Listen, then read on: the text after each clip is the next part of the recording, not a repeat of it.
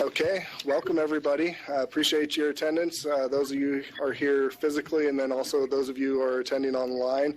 Again, I'm Tony Zambrana. I recently started managing the Carson Smith program, and excited to be a participant in this program, and I'm excited to meet so many of you, and hopefully we can get a lot of questions that are pretty common answered, and maybe answer some questions you didn't have as well. We just passed off attendance roll for those of you who are here physically, so make sure to fill that out. And then those of you that are online, the way that we would like for you to participate is to just type in your comment in the comment section. Amy will be fielding those comments as we go, so be patient with us. And then those of you who are here, have microphones sporadically placed out. So if you have a question or a comment that you'd like to have broadcast, just grab one of those mics. Leave the mic turned off unless you're speaking, just so that way we don't have a ton of cross voices going on. That'll make it a little bit more muddled. Another point I wanted to make as well is that we're going to be recording this, so that way throughout the year we'll all be able to use this as a reference. I don't expect you to remember everything that was being said during this meeting, but we're going to have it recorded, so that way if there's any questions that are common, you can go back and reference those as well. And then, of course, I'm going to email the PowerPoint to everybody. So just give it another second here or two. We got people still coming in, and we'll get the PowerPoint presentation started here in just about a minute. I'm left brain or right brain? I'm sure you've heard that people are supposed to be one or the other. Organs for the hemispheres of the brain.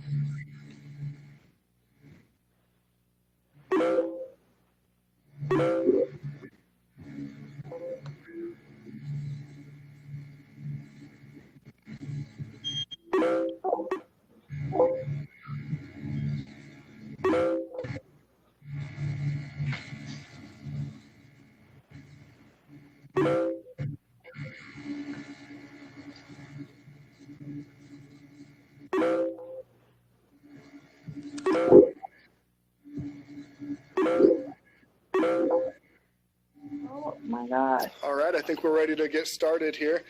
So again, just introductions. My name is Tony Zambrana. I recently started managing the Carson Smith Scholarship Program. Neva is still involved, but more of an advisory capacity at this point, and he should be here shortly to answer any questions that might be a little bit too in-depth for my knowledge at this point, or Amy's knowledge. Amy Salazar is here as well, and she's the primary contact for this program. So although I manage the program, if you have any day-to-day questions or any submissions, things like that, that will go to Amy. So if you're submitting documentation, or if you have just a by-the-way type question, she will be your primary contact. But anyways, again, there's too many people for us to just do introductions for everybody, but I do appreciate so many people attending. I'm looking forward to meeting all of you guys in person as we go through school to school each year. And so anyways, I'm looking forward to it, and we should just go ahead and get going with the training. And then by all means, feel free to pop up your hand or type in a chat if you have a question or a comment that you'd like to add to the conversation. With that being said, the Carson Smith Scholarship Program, this PowerPoint just kind of gives us an overview for the private schools and the LEAs that are participants in this program. The first slide just shows Carson Smith. He's the reason for the program. He was the inspiration to have this program signed into law in 2005 by John Huntsman. And and I believe he is still a participant. Is that right? So, still attending. So, very, very fairly young program. So, for the topics that we're going to discuss today are the requirements of the program, We're going to look at the process from application all the way to expiration of a student. And is she the only, is everybody online not able to hear, or is it just that one person? Two people can't hear. Two people? Mm-hmm. Can somebody else type if they can hear it online? That way we can diagnose if it's a problem, which is this. Everybody can hear except.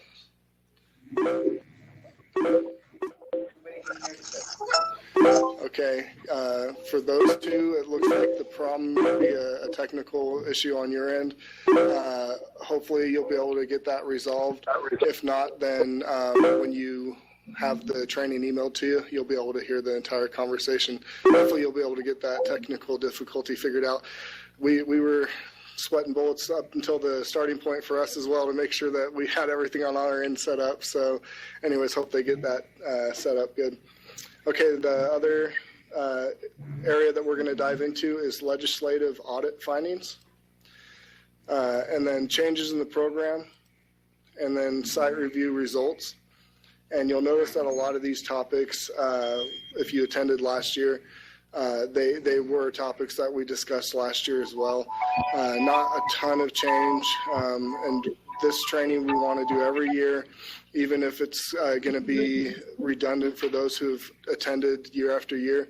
It can only help to have this knowledge ingrained each year. So it will be required training every year, and there'll probably be a lot of familiar material, but then every year there'll be some new material. So it'll be important for us as participants in this program to at least on an annual basis have these program fundamentals ingrained in us.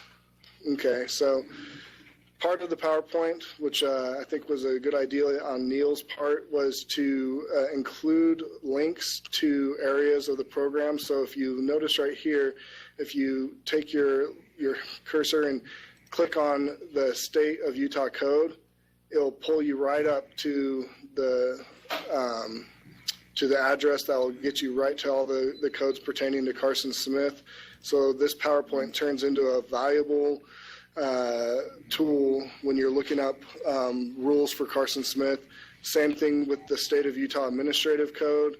It comes up with another valuable resource where you can look at what the state of Utah codes and rules are, and you can click on any of these to kind of get you familiar with all the rules governing Carson Smith.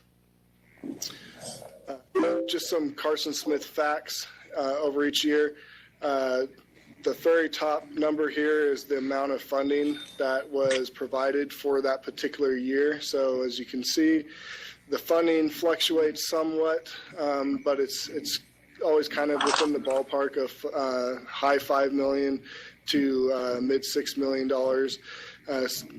2020, we're going to have $6,654,100 for the program. The number just below that is the number of participating students that we've had, and then the number just below that is the number of participating schools. As you can tell, the numbers have been climbing, both in the number of people participating as well as the funding. It's generally increasing, not by a ton, but it's generally increasing, and I can foresee the need for the funding to continue to increase as participants continue to come into the program, as we get more schools and more students that are already eligible for the program finding out about it and starting participation in it. So we should see those numbers climb as outreach is kind of coming out to those people. More Carson Smith data is just the population types within the program. Just about 46% of Carson Smith participants are special language impairment. And I'm not going to go through all these, but you can just kind of look at these on your own time to just see generally what the particular disability is that Carson Smith scholarship is addressing. Autism is another large percentage. So the top three are speech language, autism, and other health impairment. And then the list goes down from there. And so you can just kind of see generally what seems to be the more common needs for the program. Minutes of service. Thank you. This is just shows how many students fit into which level of service category. Level 1 being the lower amount of minutes versus the higher amount of minutes that are required to serve that particular child. And so you can see that level 1 is the majority of this Carson Smith student participants, and then about 38% is level 2. As I stated earlier, for people that you want to contact, if you have anything to submit, any question, just basic stuff, Amy Salazar is going to be your primary contact. Our fax information is right there for you. Of course, our address is available to you, and I'll be the one managing the program, but I'll be your secondary contact. Anything that Amy just needs to confirm, I'll be the person to provide the final decision on many questions. But again, always go through Amy first. You want anything to add to that, Amy? No. Anything you don't want them to go to you first on? Oh, no. I'm here for all your questions, so. Okay. So Amy's our first point of contact then, and then just again, above and beyond that, of course, my phone is available. You guys are always welcome to give me a call or contact me and email me. I'm not trying to discourage that in any way. Okay, so another link right here. If you just click on the cursor, it'll say Program Overview. And so after this training, if you want to just kind of get in more depth and more detail about the program, you can do that. And this little 2-pager is a perfect snapshot of the program overall. This is just going to get you started. Obviously, each one of these points you can get into more depth with, but it just goes over what the 13 eligibility requirements are, the age limits, and the specific conditions that the student needs to meet in order to qualify, and a few other things. A lot of this stuff right here is things that we're going to go over in the training, but it's nice to just kind of have it on a 2-page sheet that you can print out in the future. So we wanted to make sure that you guys were aware that that's available to you, and you can just click on it anytime when you reference this PowerPoint. So we have here a flow chart that just goes over kind of how the process works and like what if scenarios, if this, then that. And so if a student does not have an existing IEP, then you'll go down this flow chart, and it'll tell you exactly what needs to go where and when. One point I really wanted to emphasize, because it seems like we've had a few of these scenarios pop up recently, is if you look where my little arrow's pointing out right here with that very first green bubble that says the LEA completes Part D of the application and forwards it to us, USBE, within 10 days of receipt. The LEA must complete a comprehensive evaluation process under Child Find within 45 school days. It seems like there's been a few parents who just wanted it done sooner than 45 days. And so just to kind of let you guys know, I'm sure you're already aware of this, but we do have actual legislation and rules on the 45 days. They have 45 days, and if you want to just be aware of that, so that way when a parent tries to pressure, like, why am I not getting this sooner, you can explain to them that it's out of your hands. This is a rule, and it's not going to be done any faster by a parent pressuring them. It is what it is. In fact, I plan on in the very near future just drafting like a little 1-page sheet that you guys can easily email or print out for anybody who has this inquiry on the 45-day rule. So that way it says exactly where it says it and so forth. So that way it'll kind of take the pressure off of you guys if you have somebody who's just not accepting that, that the LEA has 45 school days to complete that. Same thing here, existing IEP, then it's a different route that you'll take. The LEA will then complete Part D of the application, and then they will forward that to us, USBE, within 10 days of receipt, and then it all goes to the payment process box, in which case USBE, which is us, runs the lottery with all applicants determined eligible. Checks are then sent to the private schools and the parent's name to be endorsed to the school. In the hopefully near future, we're going to be able to clean up that process as well. It's going to possibly take some legislative action, so that don't look for it to be happening within next month. But hopefully we'll be able to clean up that process and make it a little bit easier and less complicated. But as it is now, then the next step is parents endorse checks within 15 days of receipt by private school. The private school returns the verification form to us within 20 days of receipt. And then if you follow the arrow to the right-hand section here, this just goes over the same process all over again at the 3-year renewal. And so I won't take the time to go over that, but you do have this flow chart at your disposal. Are there any questions on that before I move forward? Go ahead. Can you click in your mic so that way those online can hear you?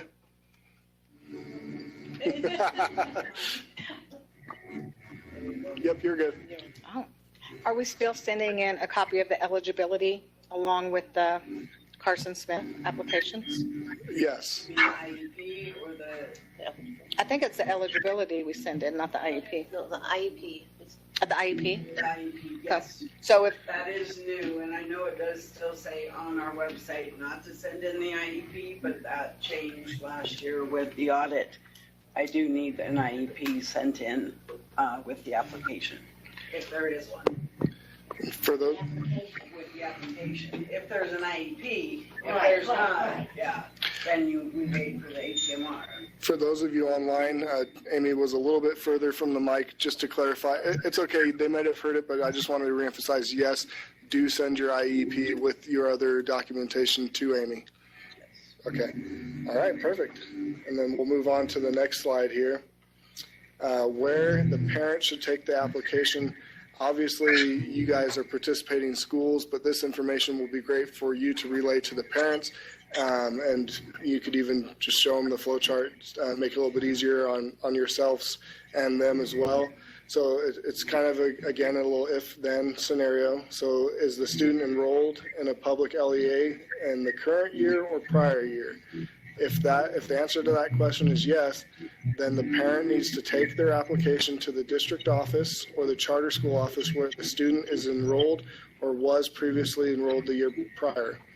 If the answer to that question was no, then the next series of questions is, does that student have a current IEP? If the answer to that is no, then the student needs to take the application to the special ed office at the district in which the private school is located. If the answer to that question was yes, then the student or the parent of the student needs to take the application to the district office or the charter school office where the IEP is held. And this seems to be a question that comes up frequently for us as well. So I figured it probably comes up frequently to you guys. And so that's just a nice, quick, and easy chart, so that way a parent can pretty quickly determine where it is that they need to go. Can I clarify that? Please. So, Can you click on your mic? yeah, so if we're receiving, a student is moving from, let's say they're moving from Park City District into a private school in the Salt Lake City School District, they have an IEP. They apply through Park City or through Salt Lake?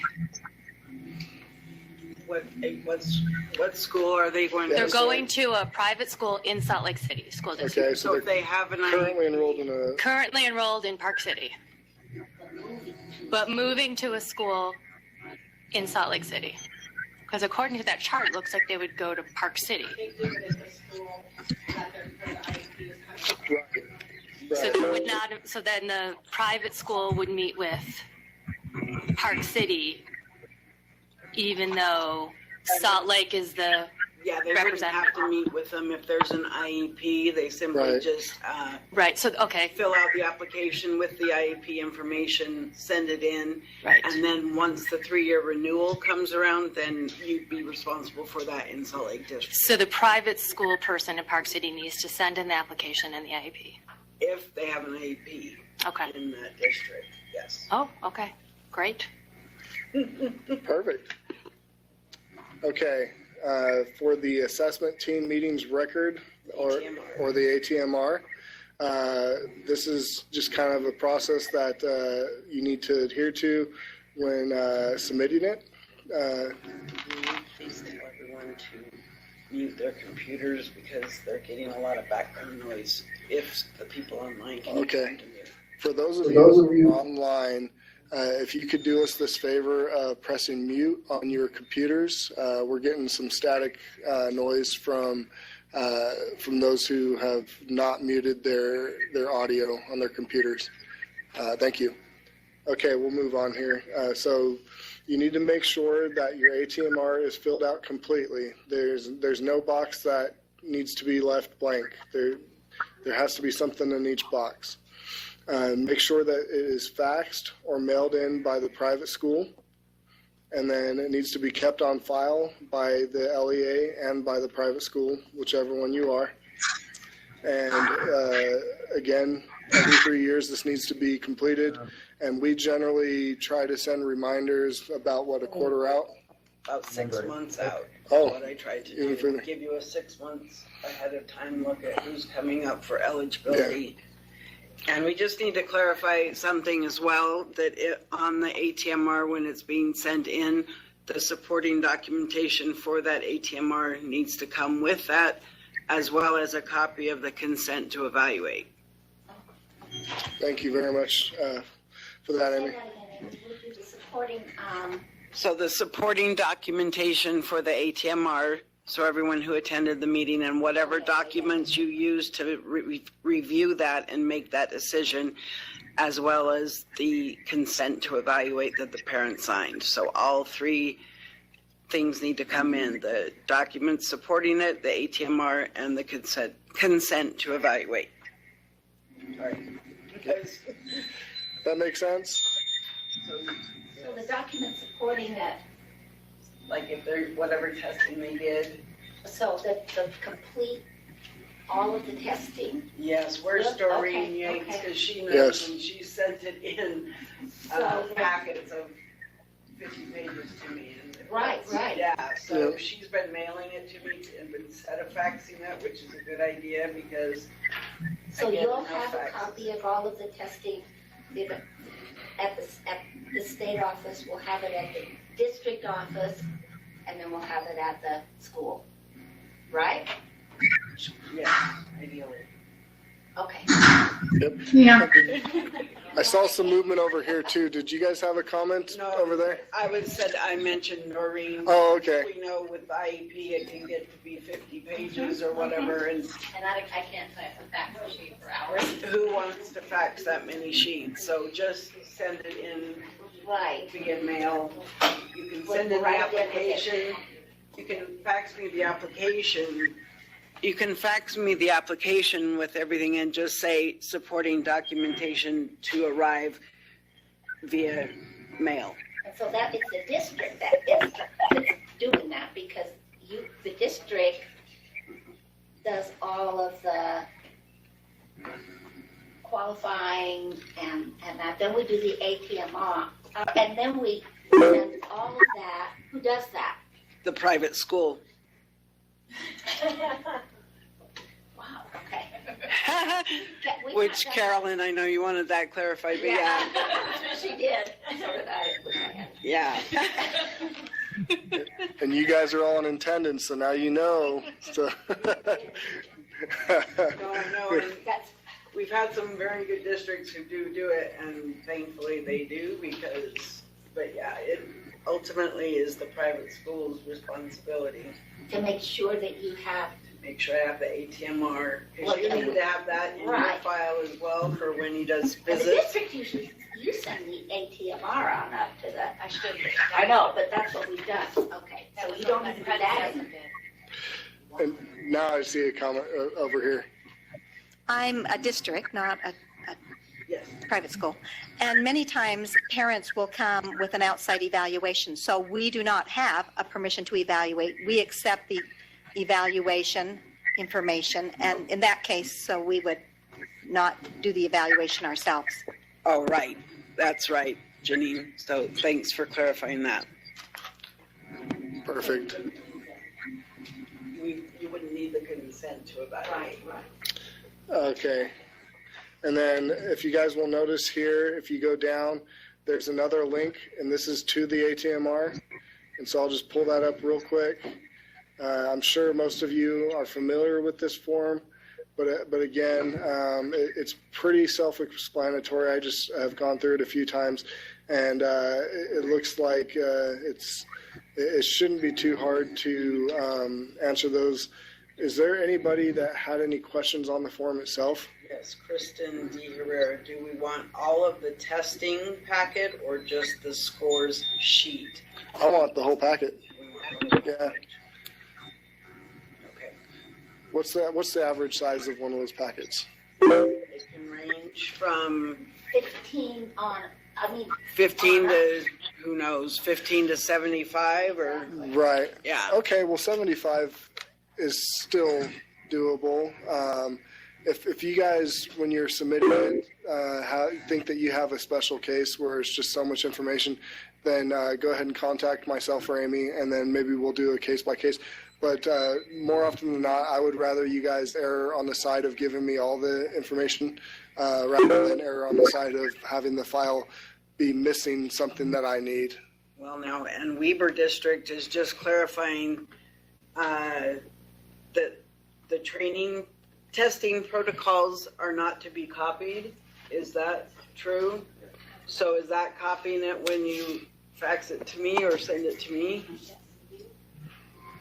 You would have, on a protocol, you just copy the front page that has the general scores, or a psychological report or write-up. But we wouldn't copy the entire protocol. That would break copyright. Okay, so Okay. you can clarify that. And then go ahead. I see your hand up. That would be the test forms as part of the assessment. When you do an assessment and you sign eligibility, Yeah. that whole eligibility packet has every one of the tests that was given on there. It also has the signatures. So we wouldn't need to copy the protocols themselves because we already put them on the evaluation summary. It's Okay. a copy of the evaluation summary that explains every test. And then it says on there, is the kid eligible for special ed or not, with all the signatures. That's what needs to be sent in. I see. Or the template Number of minutes, from your yes. school. So it sounds like the summary is probably going to be all that we need most of the time. If there turns out to be a special time that I need something more, we might just turn it into, you guys just give me the summaries, and then if I need more, I'll ask for more. Does that sound reasonable? Okay. Yes. All right. Yeah. For now, let's just kind of keep it at that, and then if I need more, then I'll ask for more. You have another comment over here? Well, I just think that is much better, just because we do get things from outside resources that don't give us that eligibility report. They give us something a little different. So if we just send in that part that they give us, but those little protocol pieces we keep away unless you need them. Sounds good. Okay. Sounds good. Okay. Well, I'm glad so that's why we have these trainings. We got to do these every year, so that way we can make sure we're all on the same page with things like that. Local education agency. Yeah, so I don't know why they just don't say district, but I don't know. It's the government. We like acronyms. We love acronyms. Oh, I know, Go ahead. because charter schools aren't districts. They're LEAs. That's why they have There you to go. call it that. It's charter schools, yeah. So, And we love acronyms. Okay, so for eligibility determination, you must use the ATMR form. You need to have it completed by the LEA. Separate evaluation required if the current IEP does not exist. You must be completed every 3 years. So, we all already know that. For eligibility, the student must be between the ages of 3 and 21. You must satisfy all 3 parts of the eligibility test, and we're going to get into those individually here.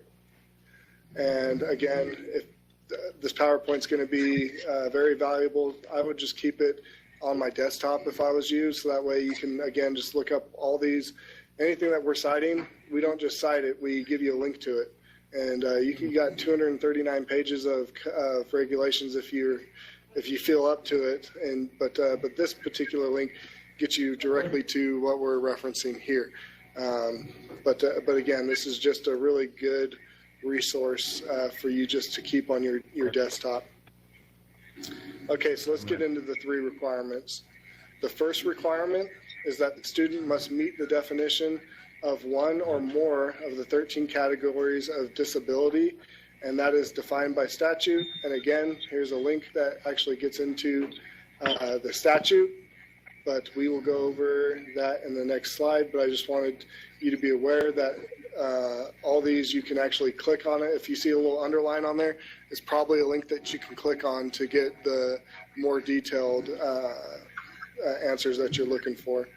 Okay, so here's the qualifying disabilities: an intellectual disability, deafness or being hard of hearing, speech or language impairment, visual impairment, serious emotional disturbance, orthopedic impairment, autism, traumatic brain injury, other health impairment, specific learning disabilities, deaf or blindness, developmental delay, provided that the student is at least 3 years of age as of September 1st and is younger than 8 years of age.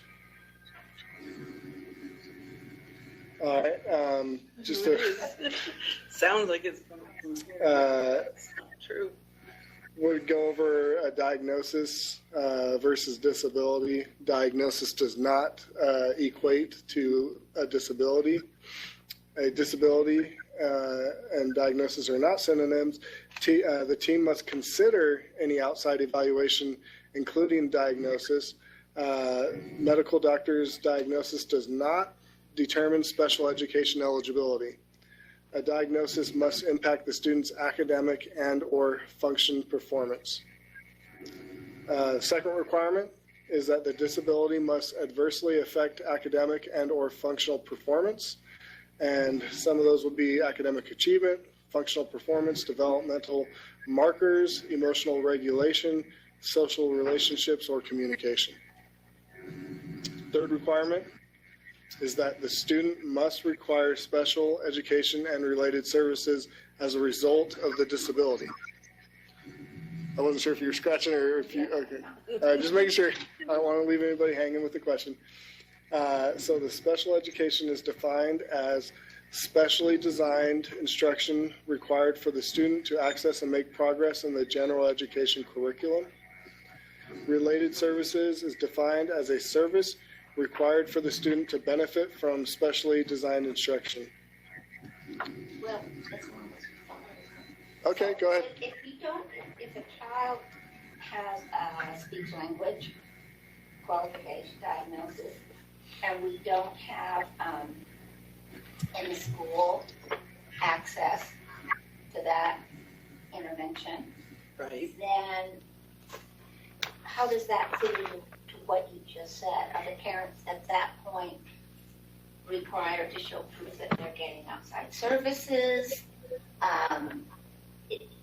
That you're saying they must be receiving services. Well, they just need to meet those requirements first, so that way they can. They wouldn't be receiving those services. They could be, but at this point, that's not a requirement. They just need to show that that's what their need is, so they can benefit from this program. And I see Neil looks like he's got a good answer for you. Yeah, the criteria that we need the service. Oh, not that they're receiving. Yeah, Got it. the requirement is that they have to have the service in order to access core curriculum or succeed in their education. When Carson Smith went to actually provide the service, there's no guarantee of services. Then they're gonna get. That's right. Yeah, can you restate? Sorry, Neil. Can you restate It's that? fine. Is that with the online? So the requirement is that they would need the service to access their education services on equal footing with their peers. The requirement is not that they actually get it in the private school, but they would get it if they were in a public setting. That's the core of the eligibility requirement. So if a private school does not provide speech services or OT services or what have you, the student can still attend there and receive Carson Smith. That is just a trade-off that they get for going and accessing the scholarship and going to a private school versus a public school. Perfect. And then let's have Neil keep that mic. Okay. Because you might need it again, Neil. We'll just let you have that one. Okay, so moving on with the eligibility restrictions. The following items do not qualify a student for the Carson Smith Scholarship. So this will give you a good idea. So if the determinant factor is a lack of appropriate instruction in reading, including the essential components of reading instruction, if the determinant factor is a limited English proficiency, those two would not qualify a student for the Carson Smith Scholarship. And again, you can pull up the link to the actual rules on that. So anytime the PowerPoint looks like it's fairly vague, trust me, just behind that there's a link with all the rules and regulations behind that particular slide. Okay, IDEA versus Section 504 eligibility. Section 504 plans do not qualify a student for the Carson Smith program.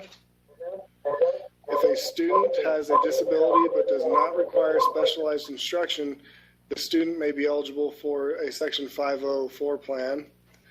Section 504 plans are for an individual who have a disability or is regarded as having a physical or mental impairment that significantly interferes with one's life, major activities. Major life activities are functions such as caring for oneself, performing manual tasks, walking, seeing, hearing, speaking, breathing, learning, and working. And so, just to go back here, so again, just be aware that those two are different, and just because you qualify for 504 plan, it doesn't necessarily mean that you automatically qualify for Carson Smith. Okay, for the reevaluation, the assessment team must review and consider the following information during reevaluation. Evaluations and information provided by the parents or the adult student must be taken into account. Current classrooms, local or state assessments, observations by the teachers and related service providers, whether the student continues to have a disability and the educational needs of that student, the present levels of academic achievement and related developmental needs of the student, and then whether the student needs special education and related services, or in the case of a reevaluation of a student, whether the student continues to need special education and related services. And then just to kind of go over how to process a change of information form. Oh, do we have a comment? Yeah. I'm not sure if we're coming back to this question, but you had on one of the previous slides about signing an ATMR when the student does not qualify after a 3-year evaluation. Yeah. I have a very difficult time, the private schools and I both, getting the parents to come in for those because they know they're not receiving the checks anymore. Any suggestions for that? That's a good one. What do we do, Neil, if a parent just refuses to sign it, and so therefore the private school is unable to finish that? You would still need to send the form in, indicate the reason why they're not qualifying anymore, the supporting documentation. Even if the parent didn't come in, I mean, that's required for eligibility, but it's saying this person no longer qualifies. So we don't even necessarily need a parent meeting to occur for you to tell us this person no longer qualifies. So we shouldn't invite the parent to that meeting unless You they want can to. invite the parents, but if they don't want to show and cooperate, that doesn't impede you from providing the information. Oh, okay. So yeah, as long as you make reasonable effort to involve the parent and show that the lack of desire was on their part, then you should be fine. So great question. Thank you. Change of information form. When any change is made to a student's information collected in Seascapes, whether it be address, email, phone number, the private school that they're attending, or the qualifying minutes that they fit into, so whether it be a level 1 or level 2, and not for changing the guardian name. Here's the link to that form. Just pull it up, and you can just go ahead and fill out this change of information form and submit that to Amy, and we will get that taken care of. And then you can also be changed on a quarterly verification forms, and this requires the additional form, i.e. your letter of acceptance or ATMR. All right, parent and guardian change form. When any change is made to the parent guardian information, it's similar to the application.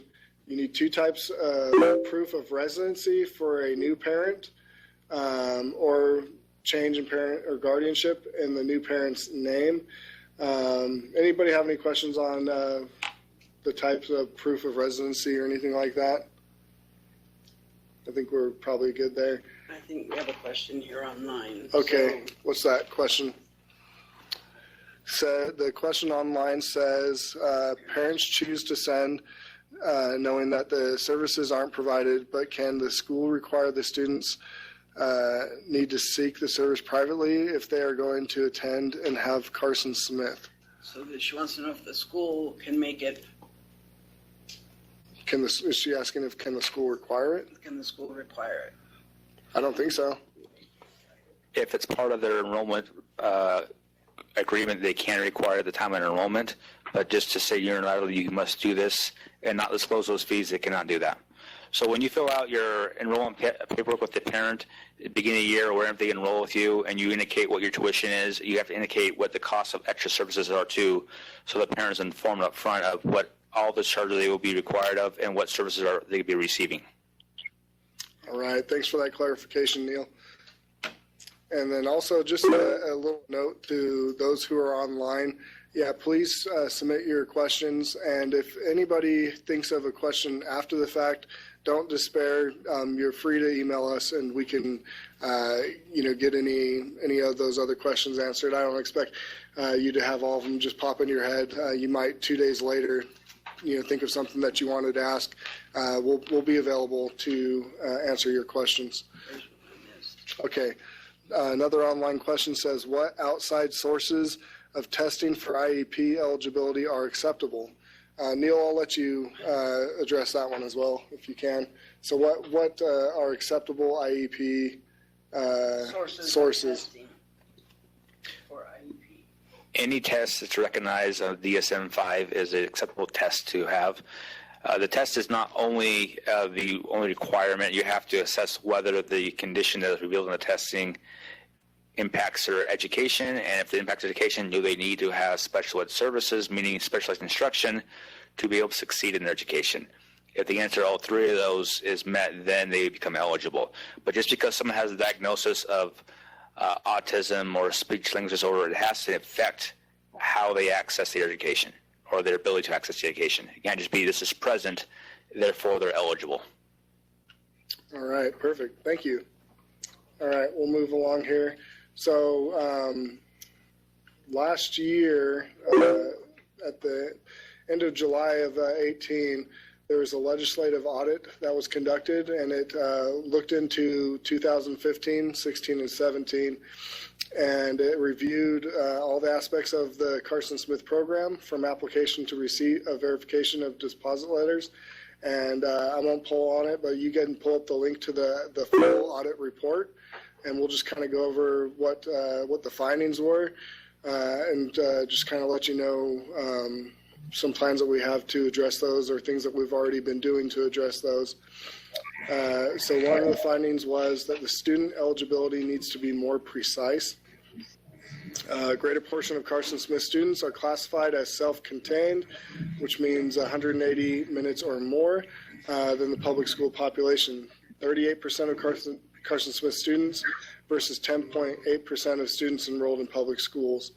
Additional school personnel should participate in the ATMR meetings.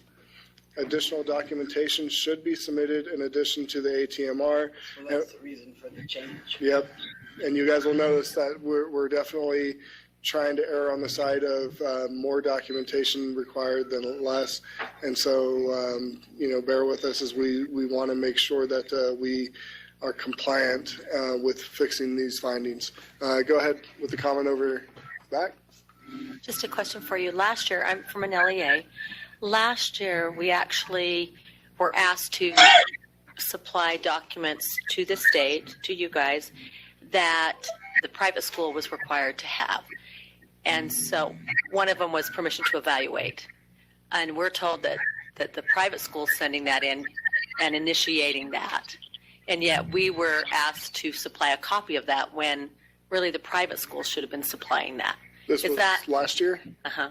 Just in the audit, Okay. Amy had called and asked us for. So I guess I just need to know, should we be keeping a complete file ourselves, which some of that stuff we don't ask for because they're required at the private school. So somewhere we've got to find out what, Who needs what? Right.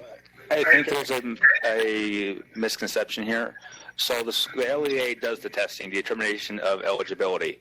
Under child find rules, you have to obtain permission prior to do that. And the child find obligation rests with the LEA, not with the private school. So prior to conducting any testing, the LEA should obtain permission to do the testing from the parent, not the private school. The private school's responsibility is to provide the ATMR and the application and verify enrollment, but all the eligibility determination, majority of it comes from the LEA itself. Okay. Do you want to add to that? Well, yeah, I'll just, so clarifying, so a student, that part makes sense, but on a 3-year renewal, if the school is supplying all of the data and information because they have all of that, they would have probably obtained the permission to test. Who's doing the testing in this case? Is it private school? The Yeah. private school is doing the testing? Yeah, so maybe they're giving us, we do have private schools that are qualified to do testing, and they Okay. are doing them. So if they're giving the test, they would get the permission to test That's for 'em. correct. Okay, I think that's more the exception than the rule. okay. It's probably where this one came into play. So then we should still have that complete file even though we didn't initiate that? Is that Like I correct? said, I think that this situation you're describing is the exception rather than the rule. The majority of private schools do not do their own testing. In the case that they do their own testing, they, yes, should obtain permission from the parent to conduct testing. Okay, that was, thank you for that clarification. Does that satisfy your question? Okay, perfect. Okay, so the legislative finding, the second one, was that the scholarship award process needs more consistency. It required documentation. The required documentation was not turned in timely. 74% of sampled payments has an application turned in after the deadline. Applications were incomplete. 14% of sampled payments had an incomplete application, and the level of service changes were applied retroactively. And 14% of those revealed that improperly applied level changes to the beginning of the year. So again, if you see us being a little bit more rigid in our submission requirements and deadlines and so forth, this is why. This is why we need to get the program a little bit less on the loosey-goosey side of submission. Legislative audit finding number 3 is the parents' verification process is ineffective. 11% of checks deposited contain an improper signature. 10% of checks deposited and the VRD contain an improper signature. 3% of checks deposited and the VRD were missing signatures. And this could be up to $387,000 of payment that were made improperly. May have. Yeah, thank you for, we do want to emphasize that it's may have. And again, as I stated earlier, we are working on figuring out a way legislatively to change some of the laws behind this and allow us to have a easier process of payment. And so hopefully this will be a moot issue in the future, but we really can't even give a deadline on when that could possibly be. And so in the meantime, we just we need to be very stern on how these payments are handled and making sure that the signatures are on there and they're proper. And so, I just want to emphasize to all the schools that are receiving these and having the parents sign those warrants, just make sure that you're crossing all of your I's and dotting all of your T's, because this was one of the findings. Yes, please. And I did make a change on the verification form to include both parent names if there's two names on the application versus just one, so that either parent could sign it.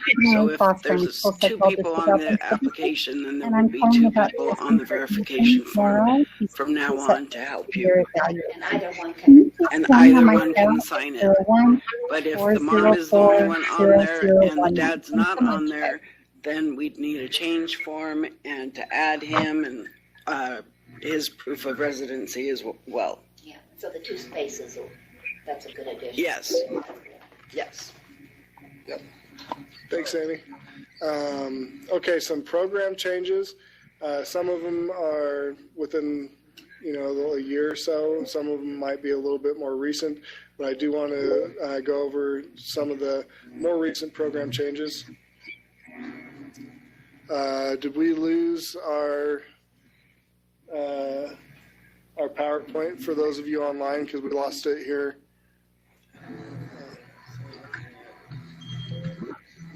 Oh, I don't know what's going on there. Keep your PowerPoint up and running. Oh, but then yes, no. What's going on with the? Well, it looks like we're experiencing some technical difficulties. Fortunately, we will be emailing these out to you, so I'll just power through with the information, and then you guys will be pleasantly surprised when you get your emails. You can actually see what we're talking about.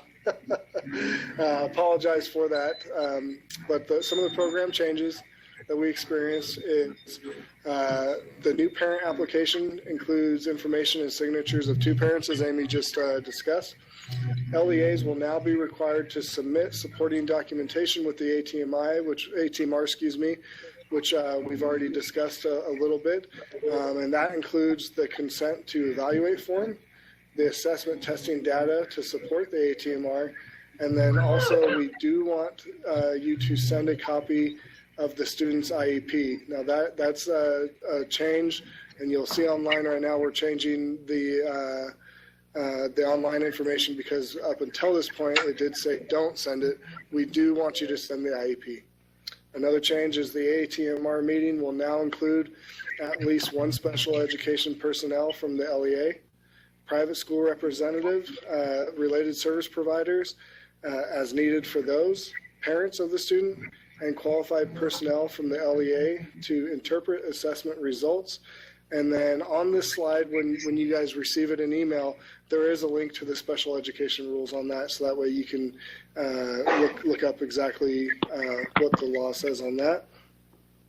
At minimum, we need 2 LEA representatives, 1 private school representative, and parent or both parents all need to be present at the sign of the ATMR, and no retroactive payments when levels of services change. Okay, for reporting tuition correctly, we're diving into this recently, and we've already had some conversation with some schools.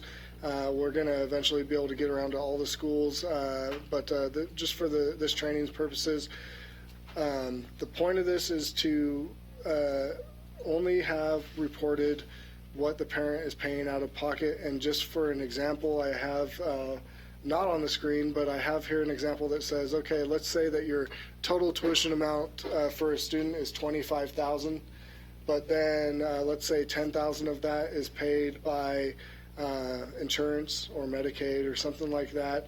And then another $1,250 is paid by some other outside force or other outside source, excuse me. So really the remaining of the tuition that the parents physically pay out of their pocket would be $2,500. $2,500 is what you need to be reporting.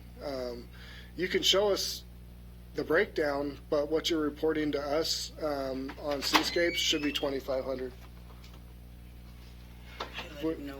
Yeah, yeah, it looks like we lost our visual here, but if they can, we'll just hang tight for a second. We'll see if we can get this back up.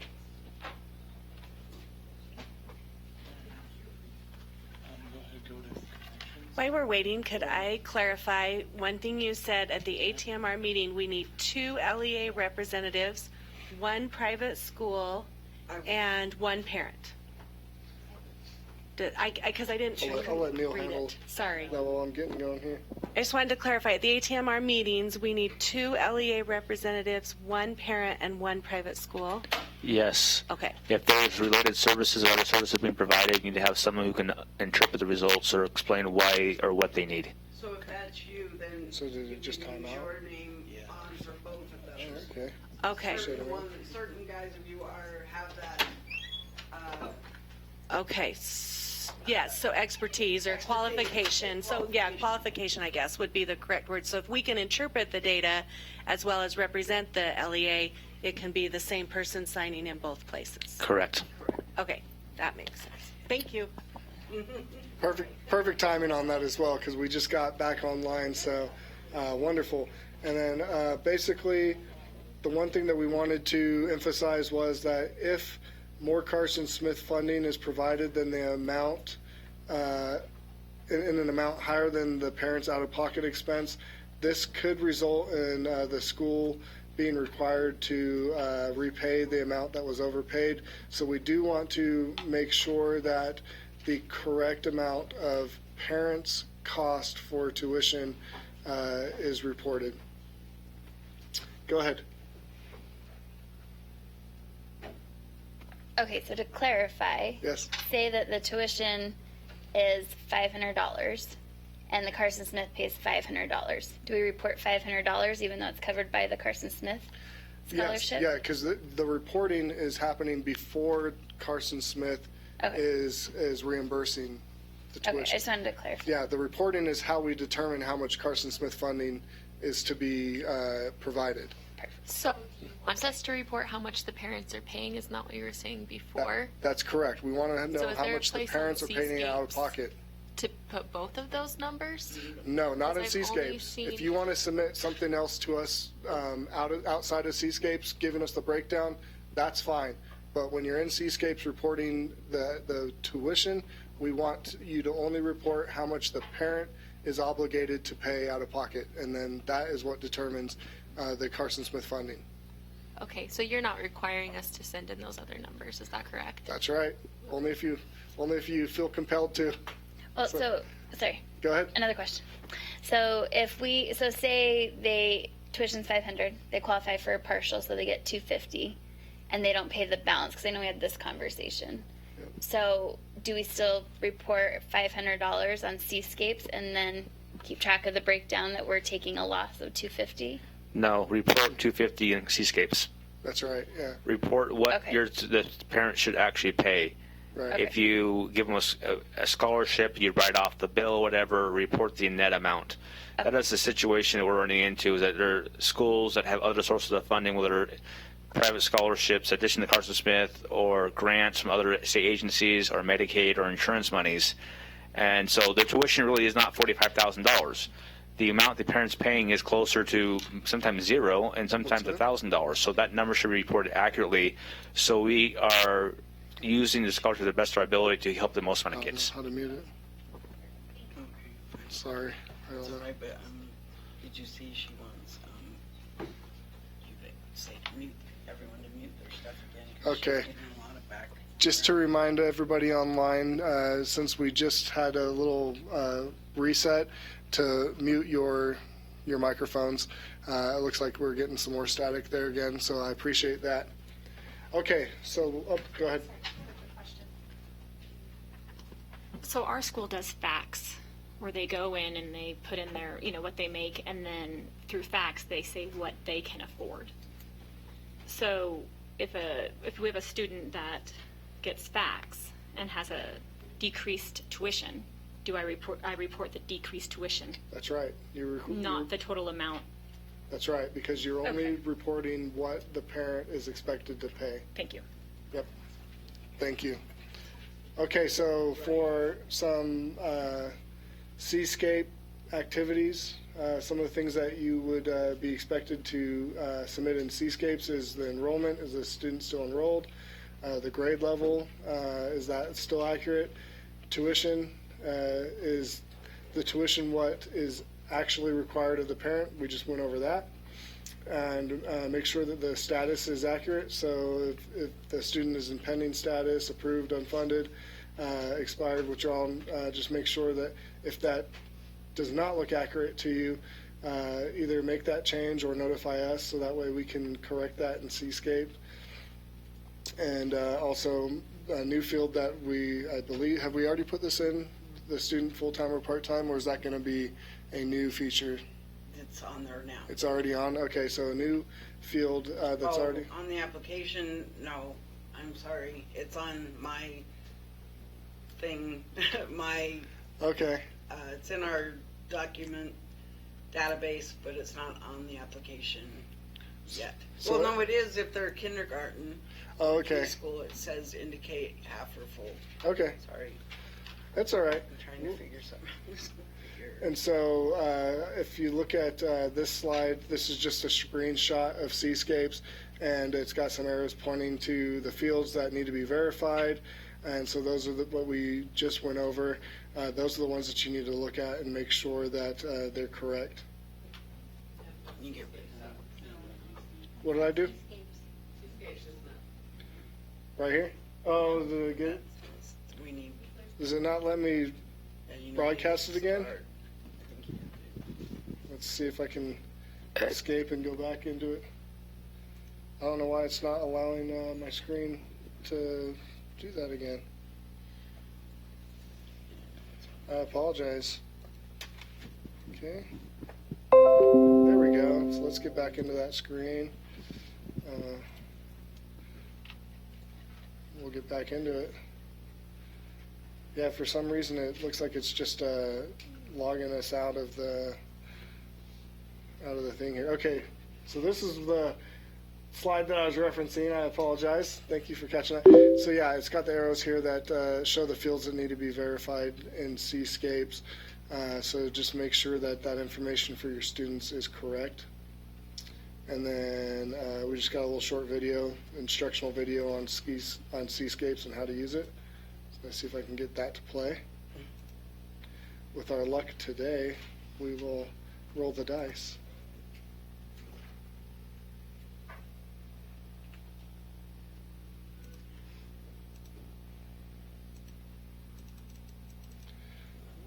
Well, it's not allowing us to play. It was only like a 2 to 3 minute video. When we email this to you, I would encourage you to play. Email it to them. They have it on their desktop. They go through Marlene and have it on their computer. They'll have this PowerPoint though. Oh. And so when you guys get this PowerPoint email to you, hopefully you'll have some better luck and you'll be able to. Yeah, you'll be able to access this instructional video. Again, it's only a couple minutes, but it just kind of gives you a quick overview of what you need to be reporting on Seascapes. Private school site visits. We generally try to visit at least a third of the participating schools each year, and we do this on a rotating schedule. And we get all of our site visits scheduled for us to show up in between February and May. And schools that need to complete any corrective action plans must do so within 45 days of us meeting them. And so anyways, if you have recently been visited within last year, probably won't be visited again this year. But if you haven't been visited in the last 2 years, just expect us to set up a time to visit you. And I'm looking forward to that, since I don't really know most of you at this point, and so I'm looking forward to getting to know you and meeting all of you and visiting your schools. And the self-assessment, this is the form that we're going to have you guys fill out, and then we'll go over this and some other information when we visit you in person. And again, most of you have already been through this process with Neil, or at least a lot of you have, and so you kind of already know what to expect. When I schedule a meeting with you to do a site visit, please feel free to ask any questions beforehand of what to expect. I'll be more than happy to go over any of that with you. I don't look at the site visit as some sort of gotcha or anything like that. I just want to make sure that we are in touch and be able to answer all the questions that we need answered about your school and what information you have and what information is pending. So that's what we're trying to do, is just make sure that you have all your ducks in the order, and if not, then we'll work with you to make sure that we get those ducks in order. Well, that's the presentation. Are there any questions that we have in the group? And that's great. Go ahead. I'm from a large district, and many times we have applications submitted and the student does not have a current IEP. Sometimes they've had an out-of-date IEP for just months. But their eligibility is still valid because an eligibility is good for 3 years. How do we proceed? As far as I know, you guys. As long as the eligibility hasn't lapsed, you send in that IEP, and they qualify them for whatever's on the IEP. Send in the IEP that may be expired, 2 months expired or a year expired, but Yeah. eligibility is still Yes, yes. As long as eligibility is still current, they abide by that. Now, when that eligibility expires, they need to be renewed in the next year or the next time frame. But as far as what qualifies them is eligibility that qualifies them, not that they've had the yearly meeting to renew the IEP. Perfect. Thank you. That was a great question. Do we have any more questions or comments? Go ahead. Okay, there's been confusion in the past. Who keeps the original special ed file? Is it kept at the private school, or is it kept with the LEA? Because when another school may request it, they're requesting that from the private school.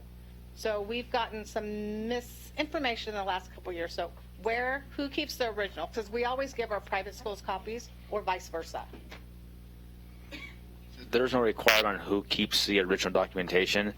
Generally, the federal requirement is that the school does the testing or has that, keeps it for 3 years after the student leaves the school, whether graduation or transfer or what have you. So there's no explicit requirement on one or the other to keep it.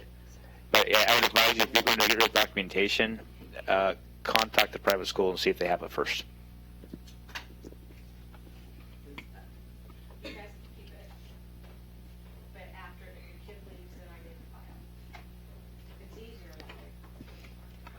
That works. Okay. Yes. It's off. There you go. Now it's on. So back to the question about eligibility and an IEP. I'm an LEA. What if another LEA has done an eligibility, but they didn't write an IEP? Then we still do an ATMR? Say that again. So I'm Salt Lake. I just got an eligibility from Granite, but they didn't write an IEP. Why not? I don't know. I'm trying to figure out. I'm going to make a guess and say we didn't do an IEP because the student wasn't going to be in our system. Number one, they would be on a service plan if they were in the private school, and the service plan says absolutely nothing. So I can't think of a time when we've had a private school student that we've actually done an IEP. We have just done the ATMR and found the student to be eligible. Okay, right. So, okay. So if they're not in the Carson Smith system, like in this situation, and they've done an eligibility, and if they determine eligibility, if they meet the criteria, you go ahead and take that and fill out the information on ATMR. But if they've done the testing and they've been found ineligible, that's another story. Right. Okay. So I thought the ATMR was required then, and it is. It is, Okay. yes.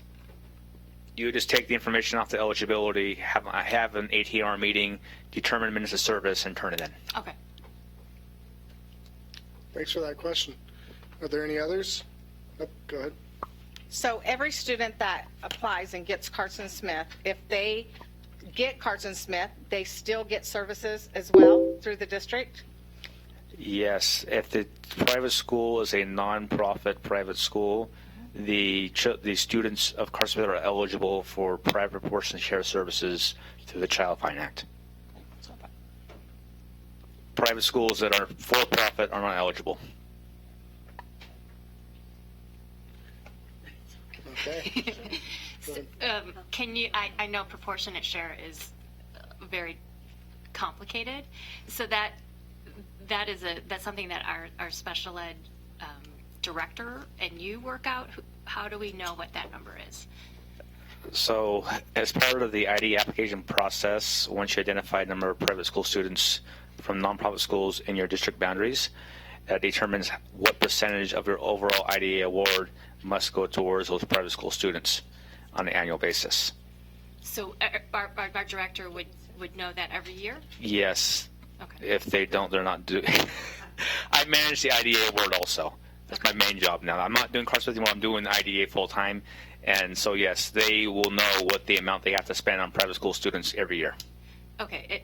But is that significant in general? It depends on the population. It's a straight percentage. So if you have, I'll make it in simple terms, okay. If you have 10 private school students in your district boundaries, you have 100 total private special kids in your district boundaries and publicly enrolled, then 10% of your funds will go towards private school services.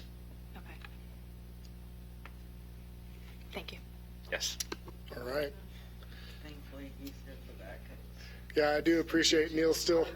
I've been in this program for a couple months, and so you can imagine that some of those questions I'm still going to not be up to date on. So I appreciate Neil, who's going to continue to be a resource with us hopefully for a while. Well, again, thank you all very much for attending this training. I will be making sure to send the training and hopefully this recording as well with the PowerPoint and all of that to you via email very shortly here. Make sure to get your parking validated on your way out, and I appreciate all those who attended online. Thank you so much, and we'll go ahead and conclude this training.